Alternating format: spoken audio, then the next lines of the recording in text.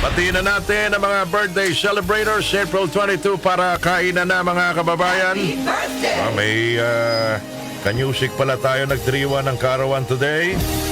Sige, batiin na natin ang ating reporter, Para sa nagdiriwang ng kanilang ang ating DJ Candice. Conde Batak is celebrating her birthday today. Conde, happy birthday! Happy birthday! Okay na bang almusal natin? Yung birthday ni Conde. bati Naka-birthday leave din. Daya. Ang halian, wala rin. nawa ay Conde Batak, maligayang karawan mula sa iyong 774 team. Kapamilya sa 774. Shirley Colado, happy birthday! Ang nagpapabati si Tatay Jeff Culacado. Culacado pala. Shirley Culacado. Sige, salamat po.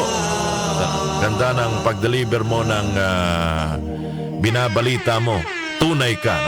Ka Jeff Culado, maraming salamat. Happy birthday na lang sa anak mong si Shirley Colado today. Happy birthday! And last but not the least, Tristan Tolentino. Sa lahat po na nakilala kay Tristan Tolentino, siya po ay nagdiriwang ng kanyang kaarawan today. Happy birthday po! Happy birthday! para sa nagdiriwang ng Sa ating lipunan, sino bang nagdiriwang ng kaarawan? Isa lang ang nakita kong kilala eh. happy The one and only, the Songbird.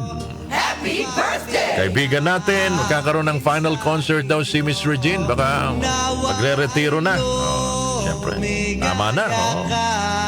Milyon na rin ang kinita, bilyon na rin. Miss Regine Velasquez Alcacid, happy birthday! Happy birthday, Ate Reg! Woo!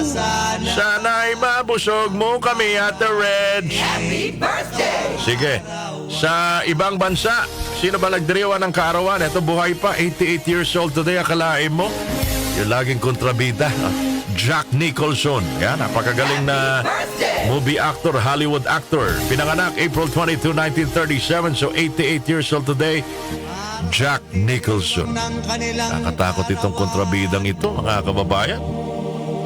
And last but not the least, country singer, songwriter, 1930 pinanganak, birth anniversary, mga kababayan, Glenn Campbell. Happy birthday! Tinutugtog natin ang kanyang mga awitin dito. Glenn Campbell.